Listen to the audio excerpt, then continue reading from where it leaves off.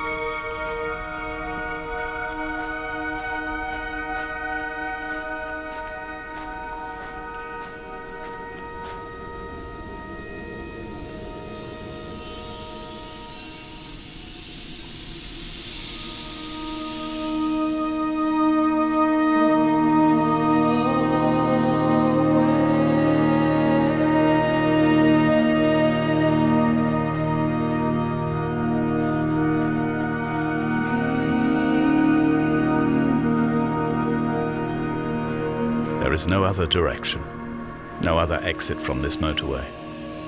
Speeding past this junction, I saw you waiting at the roadside, a one last drink in your trembled hands.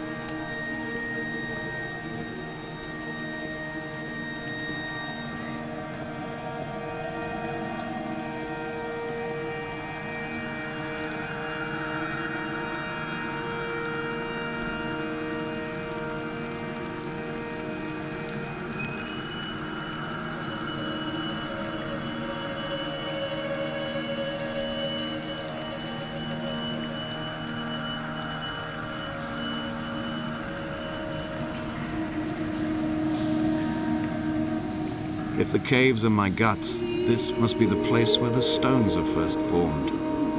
The bacteria phosphoresce and rise, singing through the tunnels. Everything here is bound by the rise and fall, like a tide. Perhaps the whole island is actually underwater.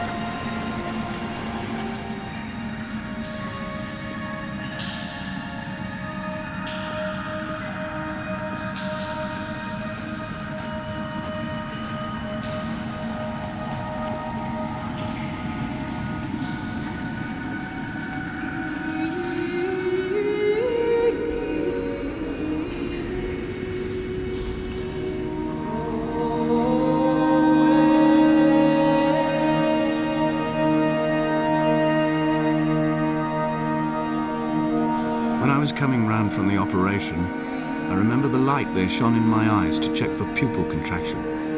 It was like staring up at a moonlit sky from the bottom of a well. People moved at the summit, but I could not tell if you were one of them.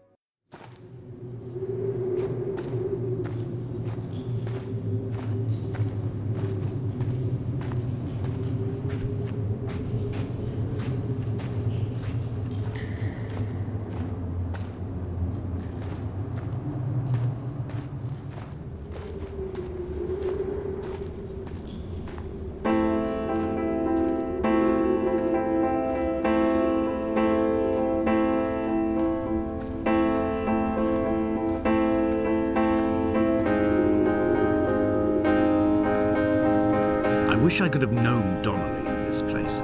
We would have had so much to debate. Did he paint these stones or did I? Who left the pots in the hut by the jetty? Who formed the museum under the sea? Who fell silently to his death into the frozen waters? Who erected this godforsaken aerial in the first place? Did this whole island rise to the surface of my stomach, forcing the gulls to take flight?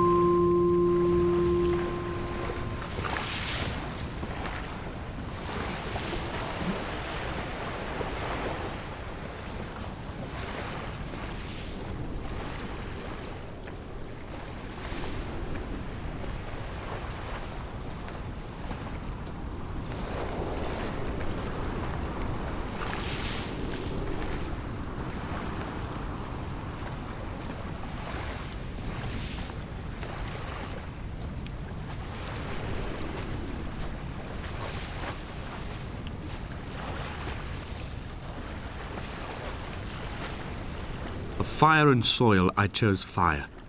It seemed the more contemporary of the options, the more sanitary. I could not bear the thought of the reassembly of such a ruins.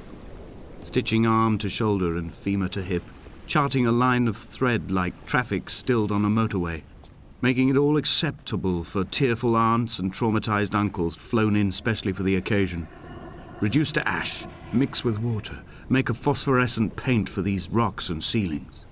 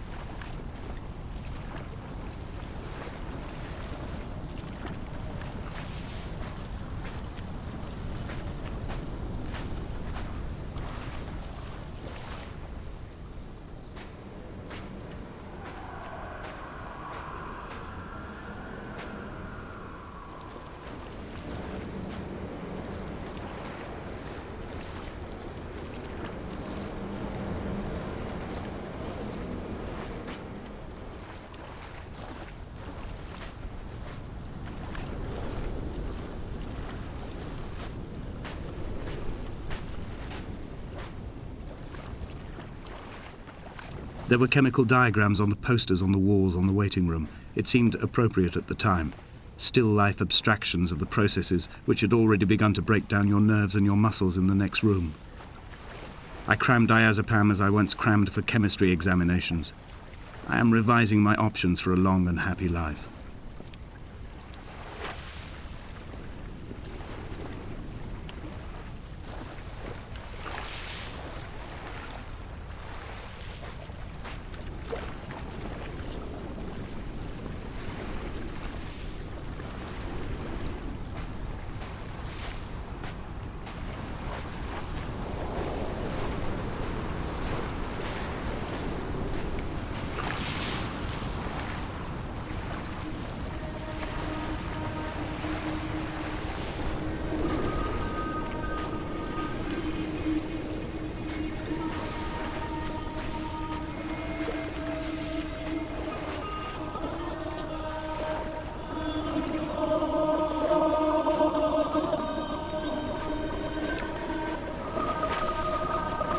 From here, I can see my armada.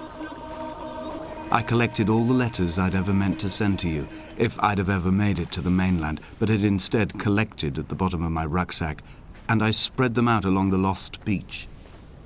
Then I took each and every one, and I folded them into boats. I folded you into the creases, and then, as the sun was setting, I set the fleet to sail. Shattered into 21 pieces, I consigned you to the Atlantic, and I sat here until I'd watched all of you sink.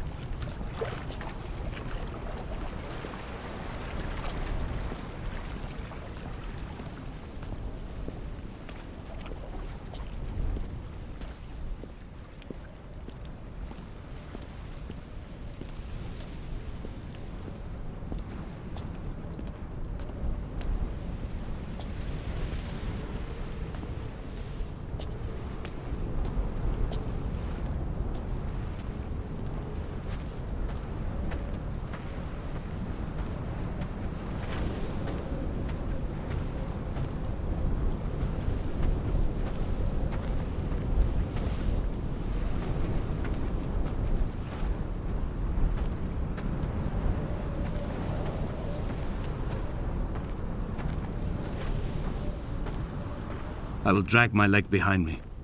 I will drag it like a crumpled hatchback, tires blown and sparking across the dimming lights of my vision. I'm running out of painkillers and am following the flicker of the moon home. When Paul keeled over dead on the road to Damascus, they restarted his heart with the jump leads from a crumpled hatchback. It took 21 attempts to convince it to wake up.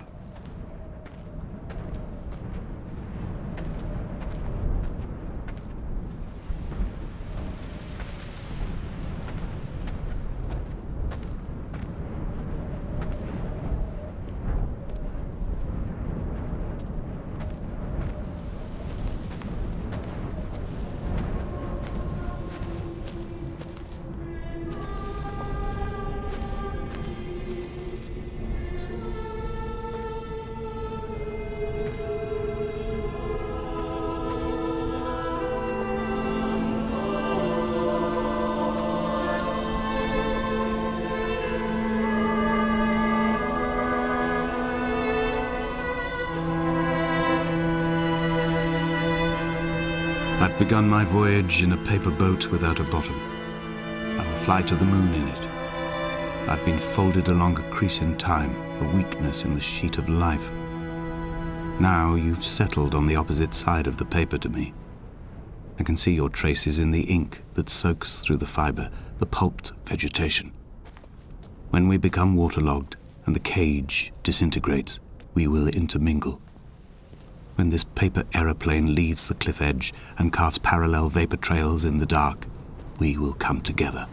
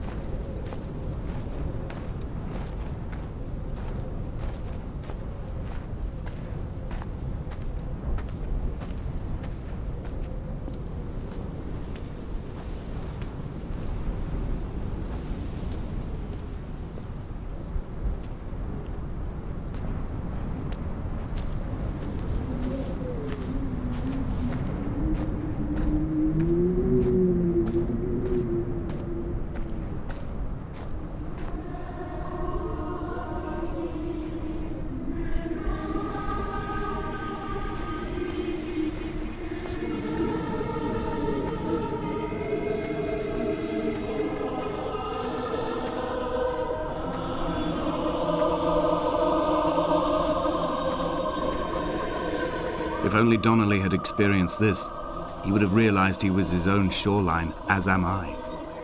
Just as I am becoming this island, so he became his syphilis, retreating into the burning synapses, the stones, the infection.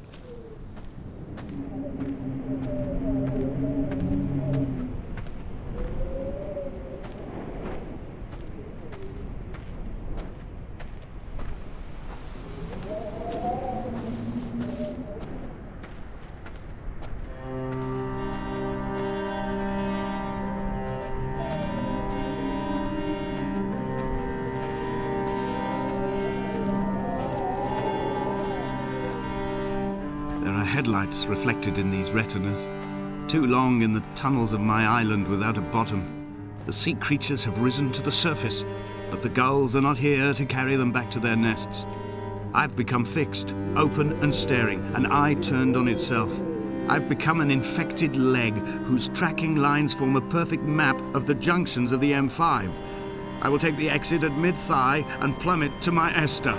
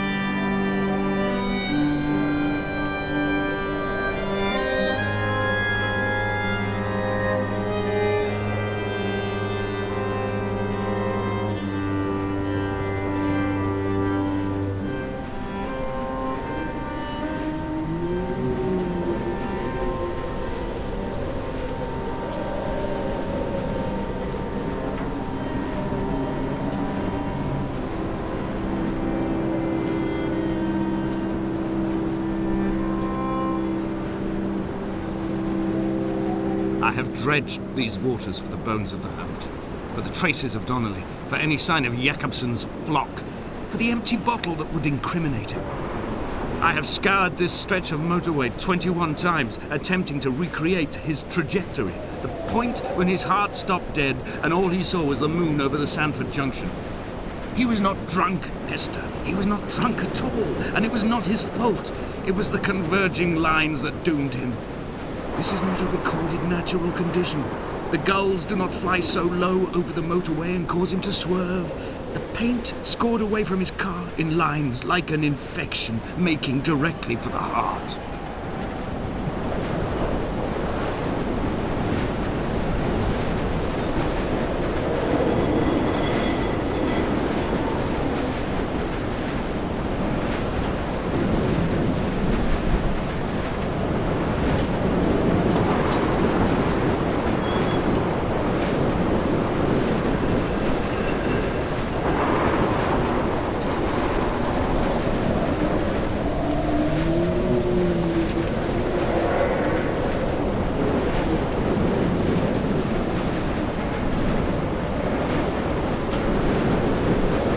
Twin vapor trails in the air, white lines etched into these rocks.